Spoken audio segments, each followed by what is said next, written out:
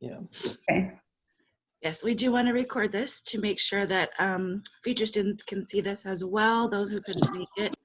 And so again, my name is Lorena. I'm the academic advisor for the department, for the psychology department. And on behalf of the whole department, I do want to welcome you. Just be sure that your microphone is on mute, as always, for Zoom meetings. There will be definitely time for questions and answers at the end.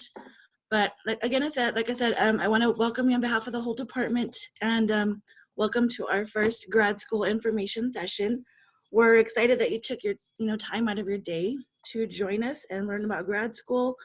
Mariani and Liam are two grad students that work in the advising office. They work a few hours a week, not necessarily advising students, but helping other grad students and then helping undergrads learn about grad school, definitely. Since they're in grad school, they're the best people to ask about this.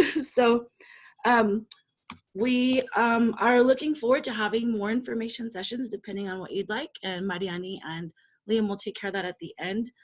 And yes, just a reminder, we are recording this session so others can see it in the future. And with that, I'm going to go ahead and turn it on over to Mariani and Liam. Thank you so much. Go ahead, guys. Yeah, thank you for the introduction. So I guess we'll just jump in. So today's session, we're going to cover some topics like what grad school is and kind of what it looks like, why somebody would go to grad school, if it's for you, and really how to prepare and search for grad schools. So like Lorena said, at the end of the session, we will have a Q&A. To avoid technical difficulties, just send your questions through the chat function. That way we can avoid any problems.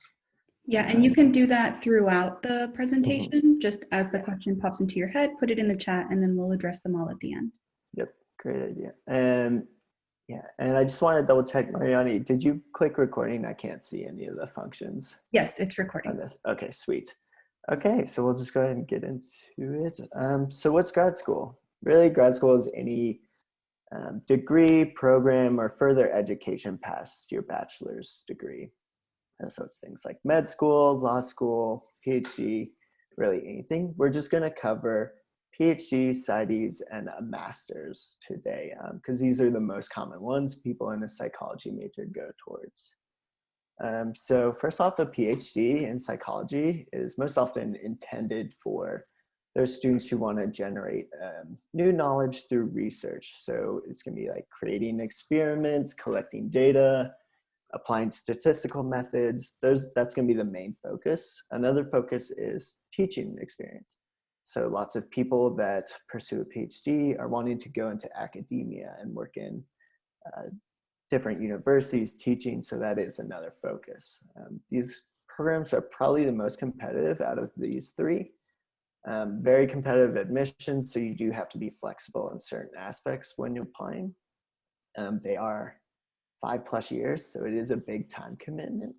And most of that time is devoted to conducting research. So here at UTEP, we have 4 big research projects. So it's for the PhD, it's our first year project, thesis, research apps, and then a dissertation. So that's going to take some time. So it does take 5 or more years.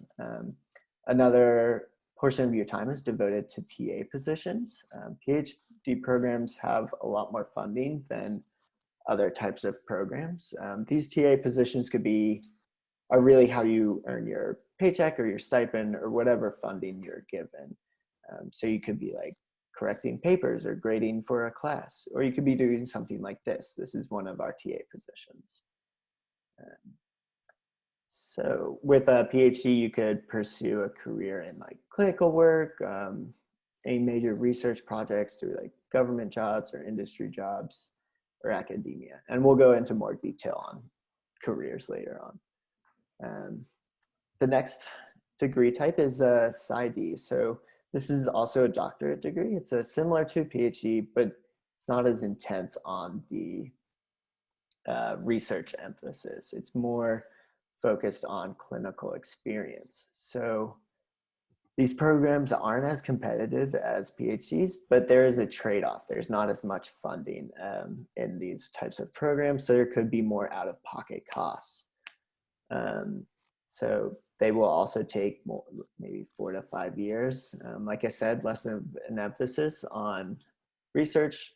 Biggest emphasis is going to be on clinical experience. Some programs will have a dissertation project, but it really varies from program to program. When you finish your PsyD, you would graduate with a license to practice in the state. People with a PsyD will often work with direct client care. So positions like a counselor or social work, maybe human services or consulting. Yeah, so the last one we're going to cover is master's degrees. So something to understand about master's degrees is that oftentimes with the PhDs, not sure if with PsyDs, but you could get a master's on the way to getting your PhD. So it's kind of a step below PhD and PsyD, right?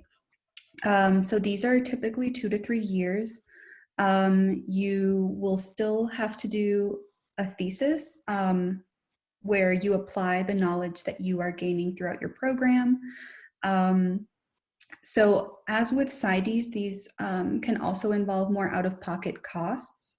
Some of the masters that are offered at UTEP that are related to, for example, if you're seeking a degree that will allow you to do therapy, would be the Masters in Clinical Psychology, an MS in Mental Health Counseling offered through the Education Department, the MED in School Counseling, the Masters in Rehabilitation Counseling, and the Masters in Social Work. So what all of those have in common is that generally you'll need about 3,000 supervision hours before you can get licensed to actually conduct therapy with the clients. Yeah, that's pretty much it for the PhDs, PsyDs, and masters. So what is grad school, right? Like, what does it look like? So for your classes, unlike undergraduate, you'll only be taking 3 to 4. In our program, 3 is generally encouraged because that will give you the most ability to balance your research, your TA positions, and some of these other things I'll talk about in a bit. So most of the grades will consist of exams or long papers where you'll apply the material from the class. So this could be writing a literature review, writing a grant proposal, etc. And by long, I mean like 10 to 15 pages each. You'll have weekly readings. These tend to be small class sizes, so you will not really get away with not doing the reading. It's pretty noticeable if you don't. There are short weekly reaction papers in which you summarize each of the readings. And then in each reaction paper, you put in a few thoughtful questions about the reading that you can mention in class. So that tends to be another portion of the grade, as well as participation. So Liam already mentioned a bit of the TA positions. So some TA responsibilities, it's okay. So it's convenient because, well, when we were on campus, we were working on campus. And it can be pretty flexible in terms of like when you can turn the grades in and such. The workload will depend on the semester and the classes that you're assigned. But if you're a TA, then some weeks you could work as few as 5 hours. Others you'll be working the full 20 hours, especially during midterms and finals. So when you're taking your own midterms and finals, you'll also be quite busy with this job. So Liam also mentioned that some programs will guarantee a TA position, especially if you're in a PhD program. In our master's program, for example, you're not guaranteed a TA position, but most of the time you will get one if you ask for one. So that would be something to inquire for any school that you're looking at, is the kind of funding that the program has, if they have funding over the summer, if the TA positions are guaranteed, or if not, what types of jobs the graduate students tend to have. Okay, and then for research, we'll definitely talk more about this later on, but the research really depends on how much your program emphasizes conducting research, and then the type of research that you're conducting in that lab. So you can expect to spend at least 10 to 15 hours per week minimum on research. And this could be, you know, working on a journal article for publication, conducting a study, preparing materials for an upcoming conference, which then brings me to the academic conferences. So in addition to balancing what I mentioned above, your classes, your part-time job, your research, you'll also be expected to attend annual academic conferences related to your particular field of research. So some of you may already be familiar with this if you're involved with the research lab. And interestingly enough, both Liam and I have conferences this week. So I'm going to one called the Association for Behavioral and Cognitive Therapies. So I attended some sessions that, for example, covered how to specifically give suicide safety planning interventions. So that, and how to conduct longitudinal research during COVID. What about you, Liam? Yeah, the conference I'm going to this week is called Psychonomics. It's mainly focused towards memory research and cognitive research. So there's a lot of, I think the session I went to this morning was a lot of different language research, which is what I'm interested in. So it's really varies. Yeah, so again, it'll depend on the field of study that you choose. So generally at these conferences, you can present posters of some of the studies that you and your lab mates conduct.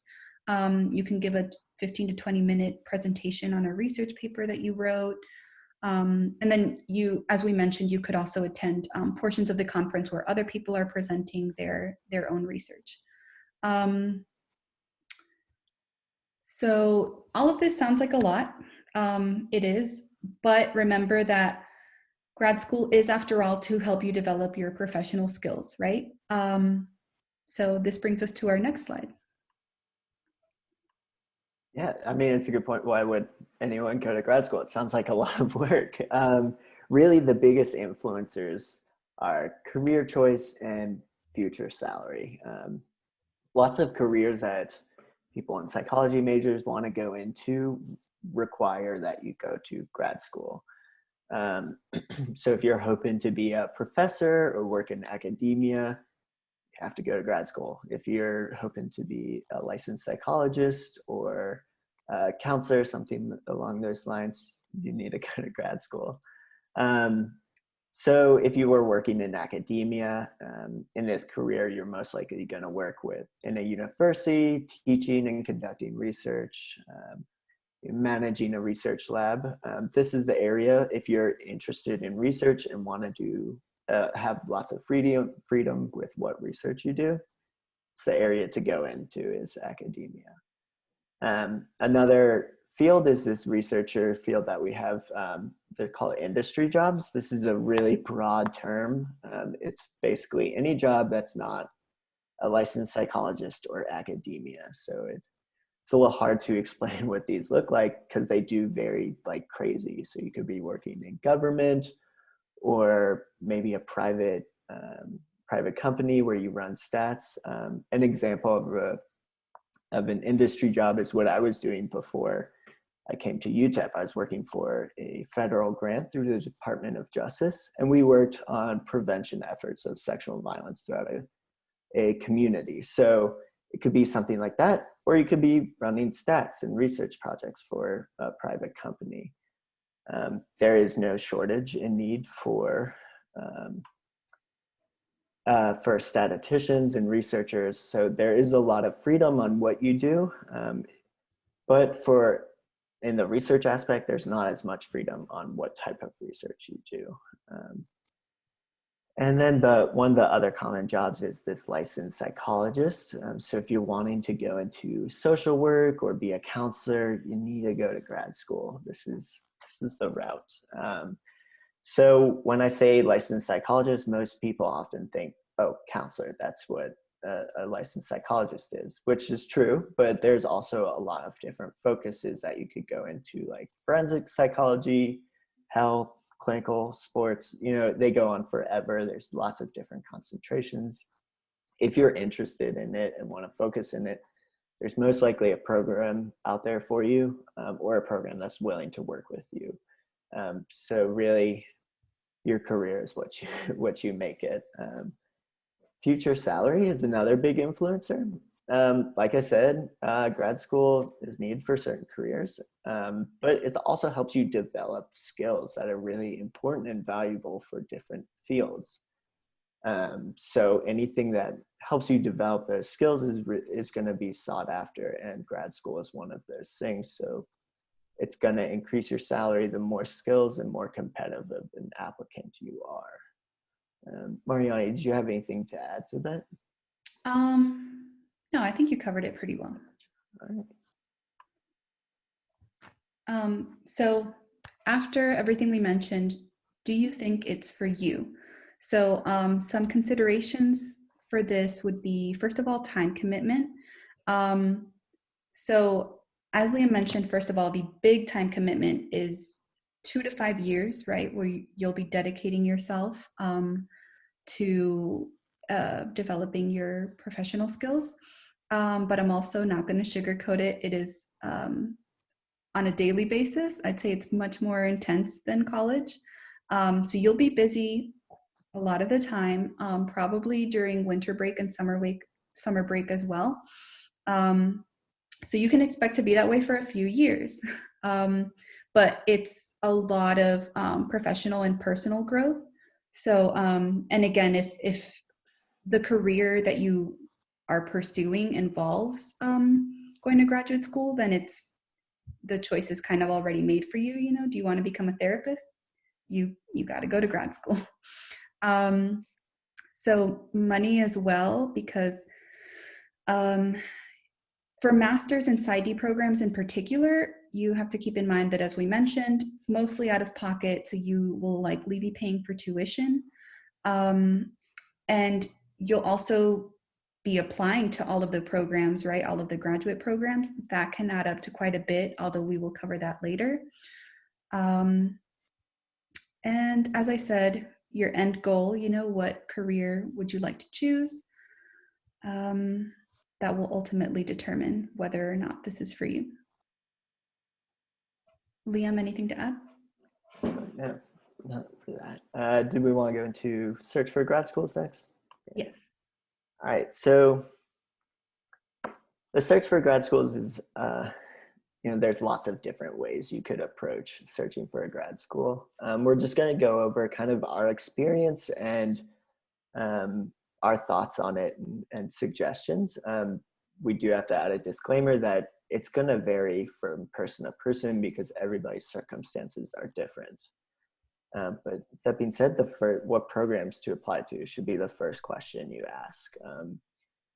You really need to figure out if you want to apply to master's or PhD or PsyD. Really, any program, you just have to know ahead of time if you're going to apply to maybe all just PhDs or a combination of a couple of different programs. For me and my circumstances, the best option was only applying to PhD programs. And I came to this decision by having really honest conversations with myself and professors, advisors, and my peers, and figuring out what I was capable of and what the best option would be. So that's one of the biggest suggestions throughout this section of the presentation is have these conversations with yourself and with your advisors and peers and figure out what the best option is. Another really common question is number of schools you're applying to. I know I heard this advice, and almost everybody I talked to in grad school has heard the classic advice: you should be applying from anywhere to like 12 to 20 schools, especially if you're shooting for a PhD or a PsyD, something like that, even a master's. I do not like this advice. I disagree with it. I think if you can apply to 20 schools and are willing to, go for it. It's up to you. It's your circumstances allow it. For me, I applied to 5 schools. I had to sit down and figure out what the best option was. With my experience, I applied to, like I said, 5 schools, and I knew I liked these programs. I knew the school was a good fit, and the advisor I would be working with, I had already contacted them and started a conversation with them, so I knew they were accepting students. Another point that Mariani brought up was that these applications do add up. They can be anywhere from like $50 to $100, so they add up pretty quick, and it's really up to you how many you apply to, and they are time consuming and draining. So next is the actual search for grad schools. So we're going to cover the 2 methods we used, the search based off of potential advisors, and then search based off of geographical location. So the one I did was search based off of advisors that I wanted to work with. So the way I approached my search for grad school was really reading research that I thought was super cool, and I wanted to do that type of research. So anytime I would come across an article or a different project that I really enjoyed reading about and could see myself doing, I contacted the authors. I sent them an email. It was like, I introduced myself, said I was looking for a program to work in, and was literally just crank emailing professors and researchers for a couple months. And when I would hear a reply back, if they weren't accepting students, I would thank them for their time and cross them off the list. And if they were accepting students, I would then look into that program and look into the school and really research everything about this researcher, the school, and the program to figure out if it was a good fit for me. And for this approach, I was completely flexible on location. I didn't care where I ended up. I cared if I would get along with my advisor and enjoy doing research at that program. The best advice I can give you if you're going to take this approach to searching for grad school is don't get discouraged when you're emailing these potential advisors. I think I emailed like maybe 50 or 60 advisors and heard back from like 15 to 20 of them. And with that approach, I whittled it down to like 10-ish schools that were accepting students. And I knew they were accepting students. I had already talked to at least one potential advisor, and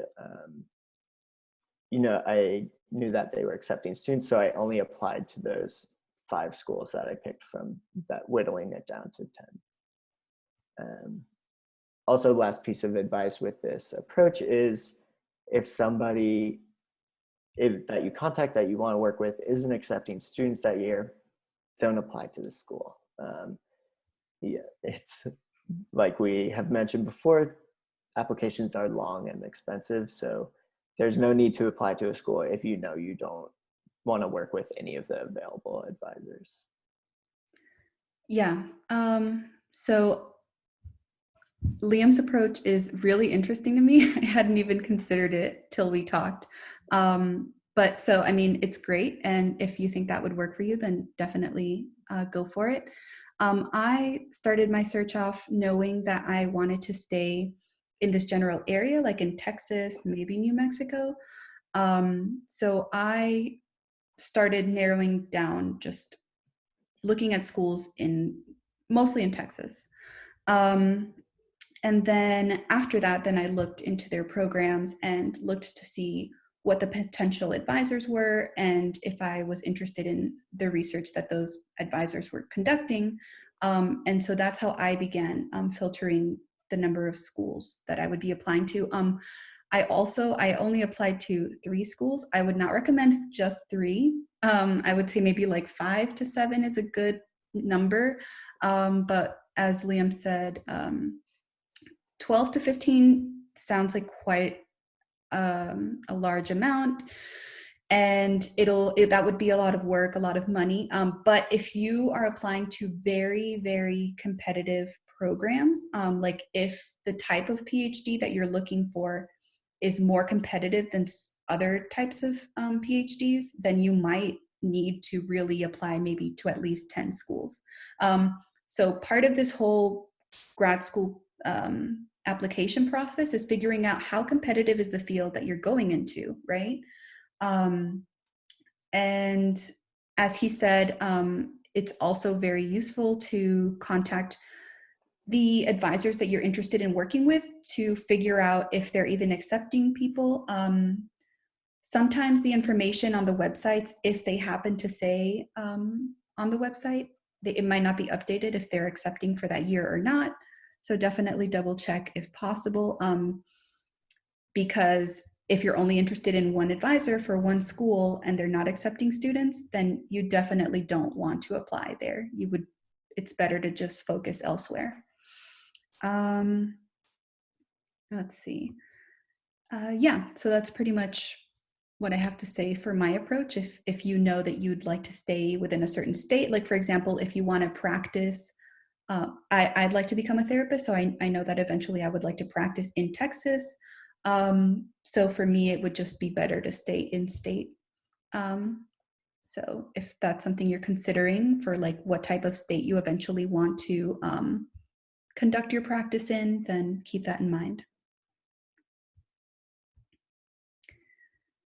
Okay, so when should you start preparing for graduate school? At least junior year, right? You should create a list of schools that you're interested in applying to based on either one of the 2 methods that Liam and I suggested, maybe a combination, or, but try to have some sort of strategy for how you're going about it. And let's see, taking the GRE, I would say at the latest to take that the summer before your senior year, but ideally sometime within your junior year would be good.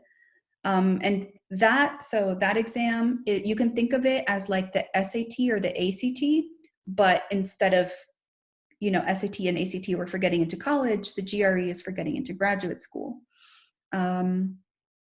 So some of the materials that you will need for the applications, you should definitely start preparing sometime during your junior year, or again, that summer before senior year. So that would include personal statements. These are not like the ones that you wrote to get into college, because here your goal will also kind of be to explain why you would be a good fit for their program, and how your experiences have, formed you into who you are. And anyway, Liam will go over that a little bit better. But supplemental essays are basically an extension of the personal statement, where you'll just elaborate why you would be a good addition to their program. And then a CV, also known as a curriculum vitae, you will think of it as a resume, except it's much more detailed. You really would list anything related to the field that you're applying to. And again, we'll go over that in detail in a bit. And you should try to join a research lab or get some kind of field experience during your junior year again. And this would help you figure out what field you would or would not want to apply to as you're looking at these programs, right? So then in senior year, after you've had a couple different experiences, you should first of all update your CV.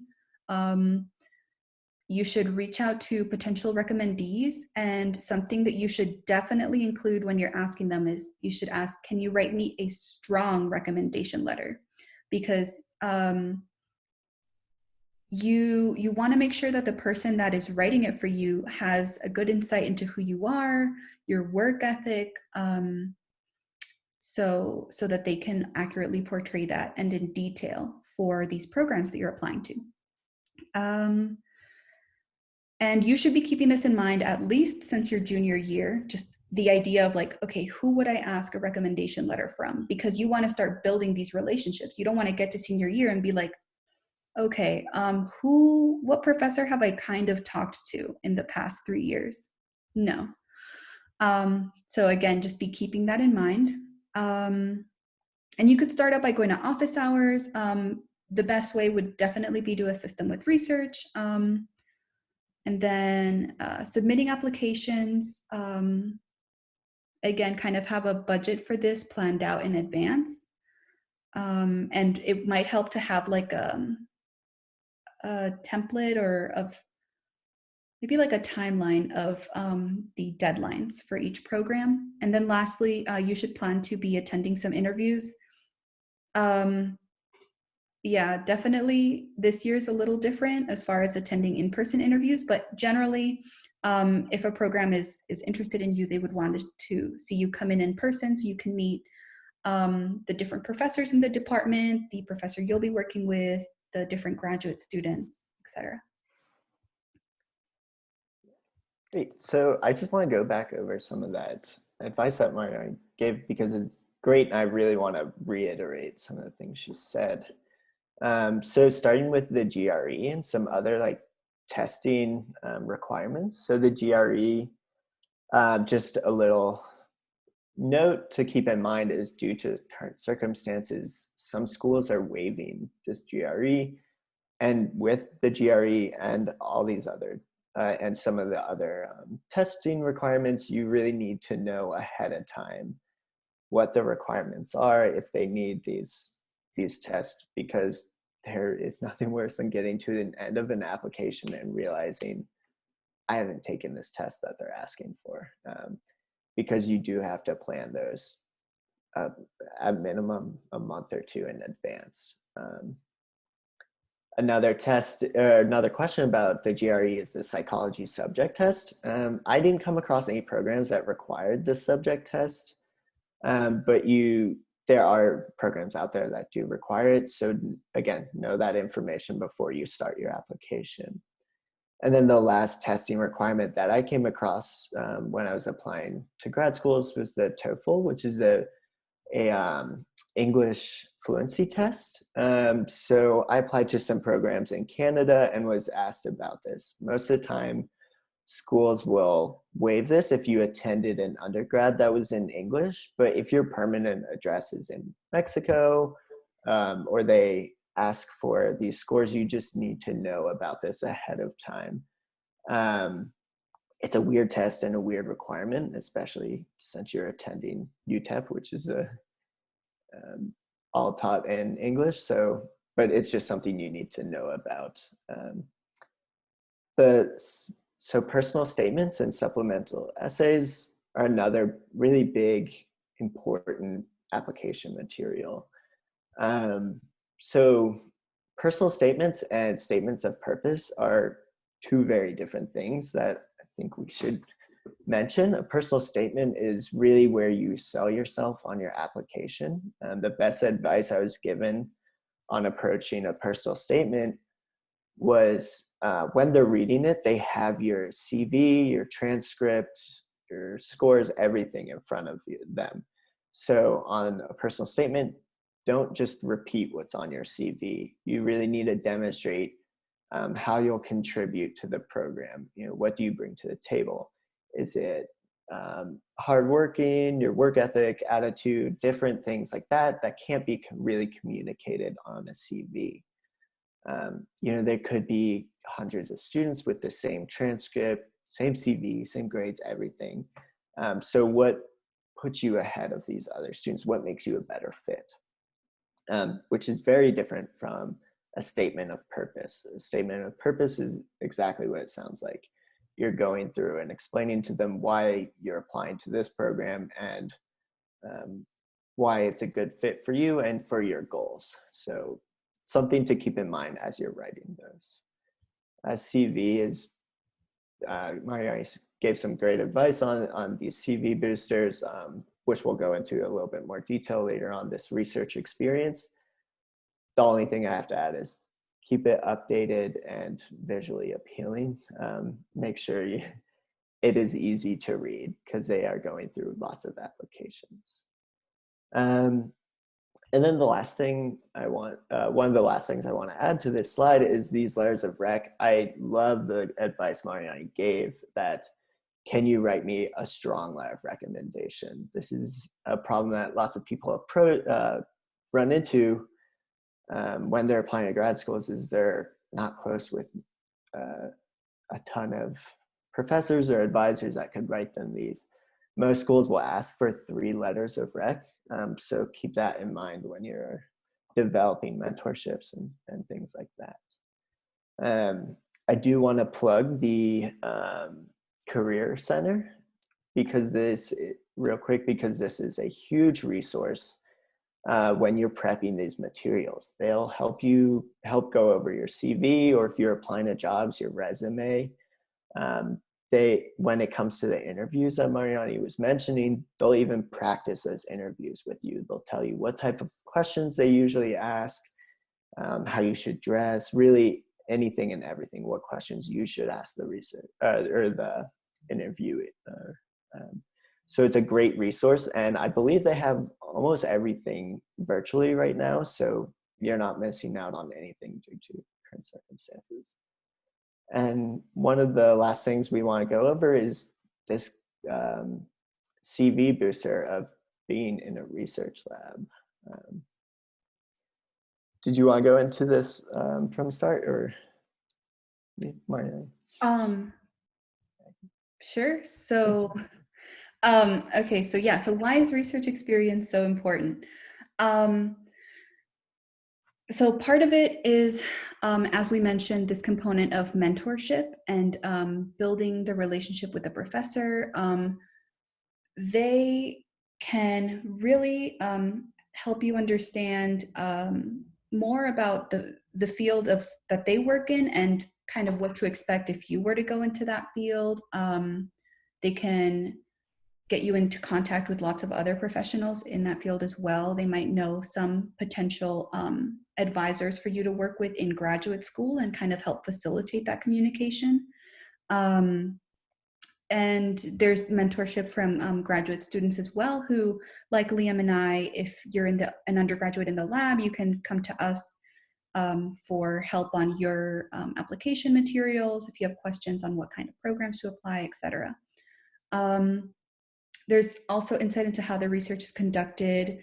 You kind of get like I don't know if a sneak peek, but you get to see how it all is done, right? How the surveys are made, how the information is collected from the participants, maybe in person or virtually now, the research designs, all of that. You become more familiar with the literature. So something that undergraduates often help with is doing literature reviews and looking for different articles that tie into a certain subject. So that would be very beneficial for learning more about different topics in a certain field. Better understanding of data analysis, because you'll start hearing, or I guess you'll start seeing a lot of the practical applications for these different statistical tests that you guys cover in statistics and advanced statistics, like the different t-tests and ANOVAs and regressions. All of this can culminate into a better CV and a better statement of purpose, personal statement, because you might be able to attend different conferences and help with conference posters. You might even be able to help with publishing a manuscript. So, and again, you might get a letter of recommendation from the professor. So just a really great overall experience. Even if, so let's say that you enter this research lab and then you find, this research, I don't know if I could see myself doing this for the rest of my life, or if I'm interested in this subject area too much after all. that's still a really good conclusion to come to, right? Because it's better to come to that conclusion before you apply to these programs and end up there than, you know, finding yourself as a first year in that program like, oh gosh, I don't actually want to do this at all. Yeah, really, really great points. Yeah, research experience is a great way to figure out, you know, if this is for you or not. And just a side note to this experience, working in these labs is really where you develop lots of friendships, mentorships, and really like the people I worked with in my undergrad lab, I still talk to today. I still talk to my advisor. I saw lots of them in this virtual conference that I was at this morning. So lots of them could be the peers you're working with in your future career. Something, if you are interested in joining a research lab at the beginning of each semester, Dr. Ivanova puts on a pizza recruitment session that is really where it's a virtual, this semester and next semester will be a virtual get together through Zoom where there's quick presentations about all the labs at UTEP and what research they are looking at and what types of students would fit in well with their labs. So it is a great resource to figure out, you know, what labs are out there and what ones am I interested in. So look for that email at the beginning of each semester. And then with that, I think we are finished up. Yes. Before we start the Q&A, we want to thank you all for being here. Feel free to reach out to us with questions that aren't answered during the Q&A. We want to hear from you and hear your feedback. In the chat, I'm going to send a link to a quick survey that we are wanting just some feedback. It'll take maybe 2 or 3 minutes on, you know, how this information session helped you and maybe what types of information sessions you'd like to see in the future. So it looks like we have about 10 minutes for some questions. I'm going to stop sharing the screen and we'll go ahead and start going through those questions. Marianne, do you want to start as I'm sending that link through the? Yeah, sure. So is graduate school necessary for getting a job? Again, that really depends on the type of job that you're looking for. So if you want to become a professor, if you want to, again, conduct therapy, you definitely need to go to graduate school. Is becoming a TA required, or is it just something helpful that one can do during grad school? As far as I'm concerned, it's not required, right, Liam? So it's more like an optional source of income, just a different way to keep some money flowing while you're, you know, studying and trying to get your professional degree. But yeah, I don't think it's required. No, yeah, you could get funding through other sources like different grants or scholarships, stuff like that. It is just very helpful because you could get some teaching experience through your TA positions. And really it's just a way to provide some support.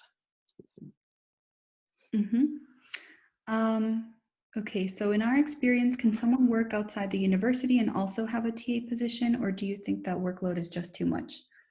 That would be a lot. That would be a lot because as we mentioned, you at least 15, 20 hours per week on research, right?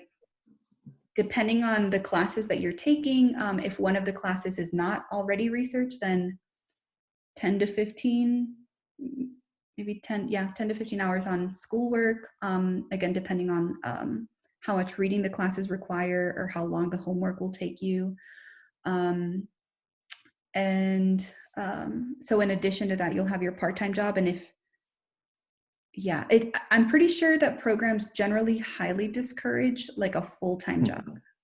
Yes. Yeah. I mean, when I was coming into PhD and doing the interviews here, actually, I remember asking about it. And it's very discouraged to do that, which is kind of a shock coming. I mean, I worked throughout all of my undergrad. I had several jobs throughout each semester. So, but no, that's what the TA positions are for, is to eliminate that need to go outside and have another workload to worry about. Yes, absolutely. So you don't need to receive a master's before you apply to something like a PsyD? No. So you don't need, so, okay, something to mention, I suppose. Certain programs, and they generally mention this, certain programs will prefer students who do not have a master's, whether it's a PhD program or a PsyD program, and other programs will prefer students that already have a master's. Regardless of their preference, you can still apply, but really, getting a master's on your way to a PsyD or on your way to a PhD is a good approach if you don't have that much research experience in your undergrad. Maybe you don't have, maybe you're still trying to figure out exactly what type of field you want to go to in that PhD, or just as a good stepping stone, a good way to get a foundation on in research and stuff. Yeah, and I want to reiterate something that Dr. Castaneda mentioned in the chat here, is that many doctoral programs accept you straight from your bachelor's degree. So he says what you need is practical experience working in research or volunteer work in a clinical environment that demonstrates you know what you're getting into. So it's a very good point, and wanted to reiterate if you didn't see that in the chat. Yes. Okay, in our experience, what is the most important part of the application? I think, as Liam mentioned, definitely the personal statement or statement of purpose, because that is ultimately, that and your letters of recommendations are things that will pretty much always be different across students, right? Like he said, you might have the same CV, or similar CV, same transcript, but the way your personal qualities. So something really quick that I didn't get to before. Some important qualities for graduate students to have is self-discipline, right? To be a critical thinker, detail-oriented, to be perseverant and diligent. So if you can portray some of those things and get that across, I think that would be very important. Yeah, and I mean, that being said, you do need to have a well-rounded application. Yeah, so you really need to tie all those things in together with the research experience, those layers of recommendation, that statement of purpose and personal statement, all need to tie in together and really demonstrate that you're a well-developed student and a competitive applicant. And that's what the overall thing you want those whoever's reviewing your application to get from everything. Yeah. Oh, okay. And Dr. Castaneda suggested that research or internship experience is one of the most important things. Definitely. Yes. What do graduate schools usually look for in applicants? Depends on the program you're applying to. If it's a very research heavy program, then they're going to look for someone who has demonstrated experience in research and interest. But if it's a program that's really heavy on clinical experience, they're also going to look for different types of experiences and really that you know what you're getting into, and that you're going to contribute something to the program. So the next question is how some of these steps have changed after the pandemic. I think you mean the steps for how to prepare for grad school. And because we're unable to visit campuses or engage in a research group. So I think the steps overall could retain the same order, but as far as not being able to participate in research, the research labs are still open and still conducting research. They've just had to find ways to do so online instead of trying to limit in-person studies. But there are definitely still labs that are accepting research assistants. Something to keep in mind is that most labs will want a research assistant that is available for at least 1 year because they will be training you, right? And they want you to get a full experience. So make sure that you have at least a year of commitment that you can give to them. And generally they'll ask for about 5 to 7 hours per week, in my experience, Liam. Yeah, probably about that. Yeah, and like Mariani said, they almost, I think every single lab has moved virtually. You just have to do research on what lab you want to be involved in. So just make sure you know what you're getting into before you apply. Yes, and I know that we're getting close to 12 o'clock, so if you have to leave, feel free. I think we can still answer a few more of these questions. And since this session will be recorded, you can just check back into whenever we post the recording. It should be on the UTEP page. Yeah, we'll try to send an announcement out really where it ends up. Yes.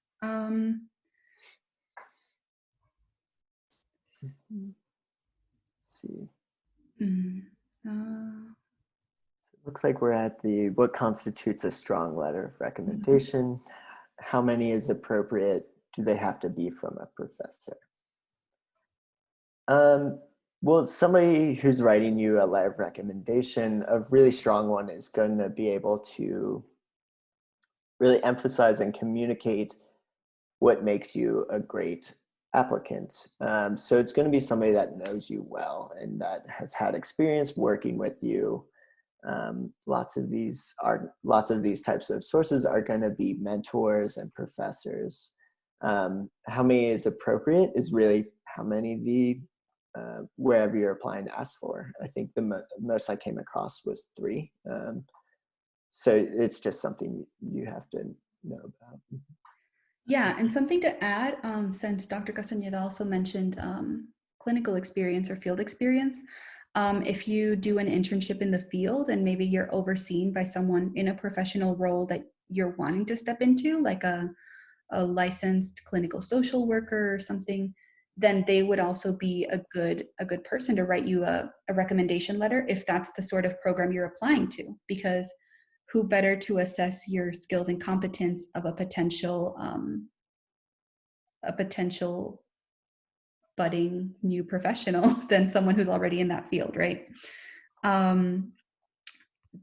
There are, I think every now and then a program that I came across would say that it could be someone that you knew just personally, but generally it's not. For the most part, it's going to be a professor or some other kind of professional, and not like a coach or, kind of the other types of mentors that you would see more for college applications. So that's a little bit different. Yeah, it's going to be somebody who's able to talk on like your academic and intellectual work. Here's another good question is from letters of recommendation. Would you suggest that letters be from professors, different departments, for example, criminal justice, or is it more beneficial if they're all from the psychology department? I would say, again, depends on the program you're applying to. If I think it would help, for me, I would apply to the bilingualism, language, and cognition area. So one of my letters of recommendation came from my Spanish professor. So that helped kind of mesh together and create a well-rounded area of my letters of recommendation. So I would say if you think it adds to your application and shows how well of a rounded of an applicant you are, then yes, go for it. Especially if it's relevant to, again, the field you'd like to practice in or the type of research that you want to do.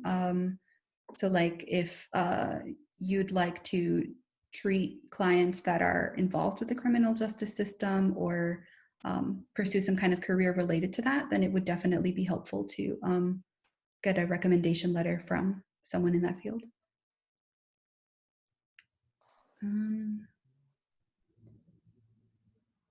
Yes. Yes, and Dr. Castañeda kindly addressed Yes. those questions as well. Thank you. Can you apply to an MA program and a PsyD? Yes. So you could apply to MA programs, PsyD programs, and PhD programs all at the same time. So let's see. So PhD are generally the most competitive, as we mentioned. So I guess you could say in that scenario, your PhDs would be like your reach schools, right? And then PsyDs tend to be a little less competitive. So that would be like your middle of the road. Masters, you don't need as much research experience to apply for those. So those you could consider, they're still competitive, but you could still consider them your safety in the ranking of those three. That's how I would explain it. Yeah, you can. So Dr. Castañeda answered this one as well in the chat that I want to point out to us. So if you can apply to as many programs as you want. If you apply to 2 programs within the same department, it does create the risk of being sent to the other program because you don't show a focus in your interest. So yeah, applying to MA program and a PsyD, you can apply to as many as you want. Just be sure to keep this advice in mind. Ooh, this is a very good point. I just want to point out that Dr. Castañeda made is get faculty to proofread your personal statements. I cannot say this enough. Get everything proofread that you are submitting. Another good resource is this the writing center that can proofread them, and faculty are great sources for this because they know what these schools are looking for. Absolutely. So we have 2 more questions. How long does it take to get accepted?